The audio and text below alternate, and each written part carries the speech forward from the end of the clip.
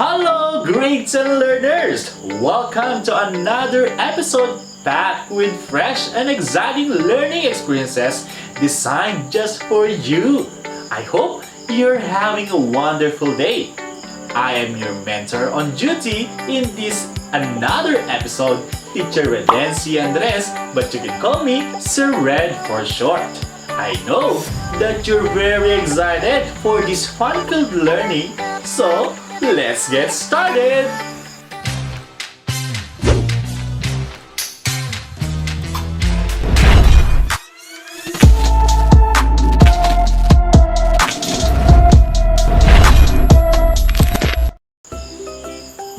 Before we dig into the lesson that I prepared for you, let's have a short recap on the highlights of the previous edition. Can you still remember the best part of your session yesterday? I knew it! I'm pretty sure that you've learned enough about appraising the plot to achieve the writer's purpose from viewed materials. Of course, watching is everybody's passion nowadays because we are all required to stay at home for our safety. And I'm sure enough that this skill will help you a lot in understanding what you're viewing. By the way, let's also take some time to check the task that I asked you to do before your session ended. This is for us to observe the smooth flow of our lesson even if we're not seeing face to face. Specifically, you're instructed to recall one of your favorite movies or films and evaluate the plot by specifically identifying its part. And upon reading your answers, I noticed that most of you were able to determine the exposition where you revealed the characters and the setting, while for the rising action, you introduce the conflict. All of you were able to determine the climax where you experience the greatest impact of the situation in the story. Next of which was the falling action, where you begin to see the consequences of the character's action so that the conflict will be resolved. And finally, most of you identified the resolution, where you narrated the part when the problems are solved. Your answers perfectly pointed out the parts of the elements that showed how you understand the story, and so with the author's purpose. Am I right? That's it! I love the positive spirit! I know you're all geared up to unlock another learning for today. For today's session, we will be dealing about identifying contents of the viewed materials in terms of accessibility and effectiveness. This lesson is quite tricky because you're going to explore much of your imagination to visualize our topic, since we're going to focus on developing your viewing comprehension skills. But still, I will be requiring you to use some extra sheets. I guess you're ready to take our first activity. I want you to bring out your activity notes for you to write your answers. That's so responsible of you. Before you're set to watch, I'm sure you've already placed the things you needed within your reach.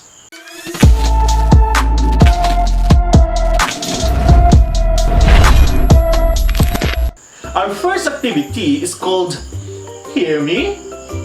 Guess Me. I'll be giving some lines from book characters and try to guess the title of the book where they appeared. For example, if I say, "Hi, I am Harry, and I'm from Hogwarts, holding a magic wand, played and won the Quidditch game." What book do you think the character of Harry came from? Exactly! That's Harry Potter! Again, you just write the title of the book on your activity notes. Are you ready? Let's have the first dialogue. Hello, I'm Edward Cullen, and I am a vampire. Here with me is my wife, Bella Swan. The second line says, let's welcome the challengers from District 12, Katniss Everdeen, the girl on fire. Let's proceed to the third and last line. I am Noah Calhoun, and I fell in love at first sight with a 17-year-old heiress whose name is Allie Hamilton at a carnival. We'll end up with that. I'd love to give you more activities, but you might consume much of your energy since we've just started. So, this time, I want you to check your answers. The first dialogue came from Edward, and he's a character from the book Twilight. While the second dialogue was from a representative from the district capital referring to a character in the book Hunger Games. The last story is from the book The Notebook. Were you able to get right? Yay! I know most of you are bookworms, but what did you notice with the books that we've just mentioned?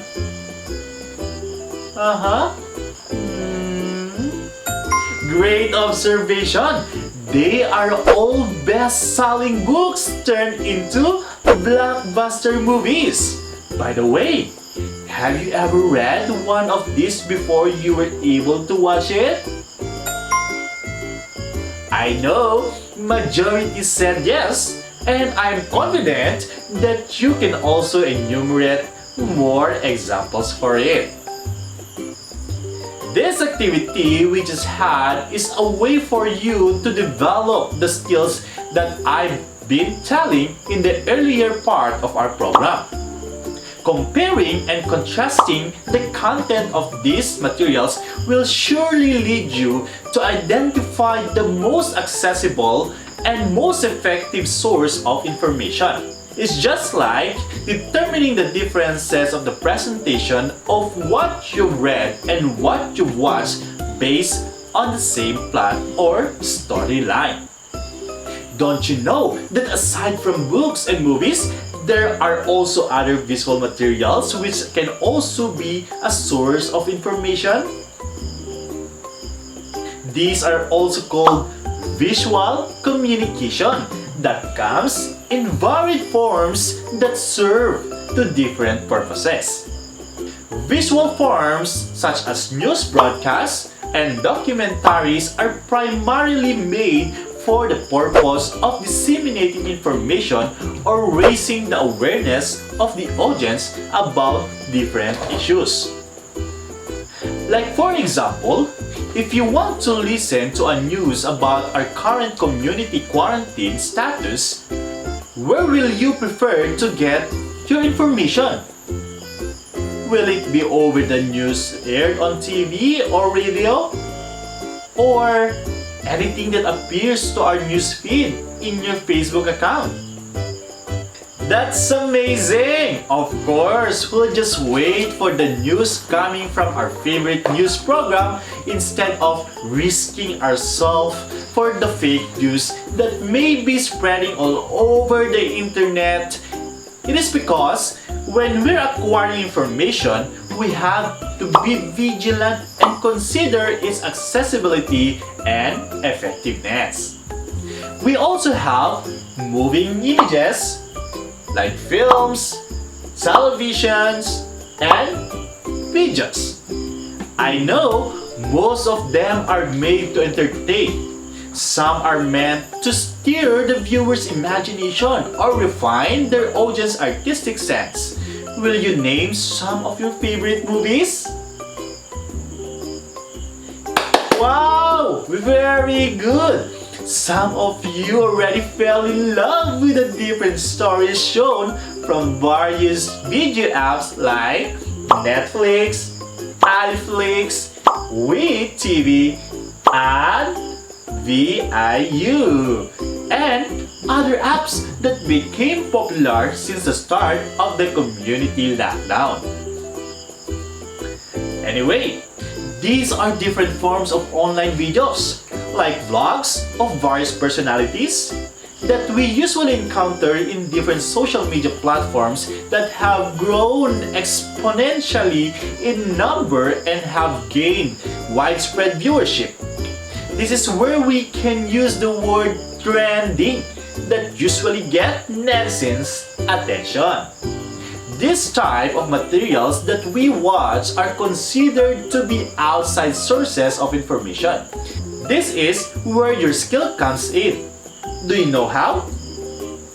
In assessing the value and effectiveness of these materials, it is important that you, my dear students, shall learn how to recognize and understand the purpose for which they are created. The value of the materials you view or watch may be measured by how relevant and meaningful its purpose and by how effectively it fulfills its purpose. I know that's quite heavy to digest, but letting you master the skills of identifying the contents of materials that you deal with can be of help for you to be a critical thinker. I will give you time to recall some memories as will serve you as your basis for this output. Going back to the first activity that we had, I want you to recall a book that you read as you were also able to watch its movie. The book must be suitable for your age, may it be digital or printed. As the movie you watched was categorized under general audience or with parental guidance. Please give me a resounding yes if you're excited to do this task. I love it! What you're going to do this time is for you to identify the contents emphasizing their similarities and differences. In other words, you just need to compare and contrast the content of both the movie and the book. You just need to complete the following lines. Ready? Go!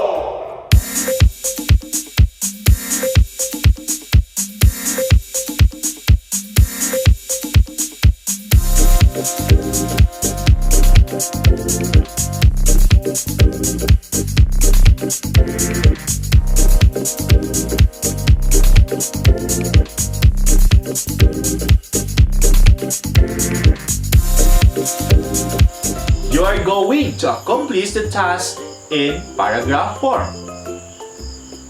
Should you wish to be clarified with the instructions, you can ask your parents or your guardian or immediately communicate with your teacher to guide you. In that way, you can easily accomplish this task, which will also be attached to your learning kits. Oh no! Have you heard that? Someone is reminding that our time is up. That concludes another episode. This has been your teacher, Teacher Dency Andres. Till next time, goodbye!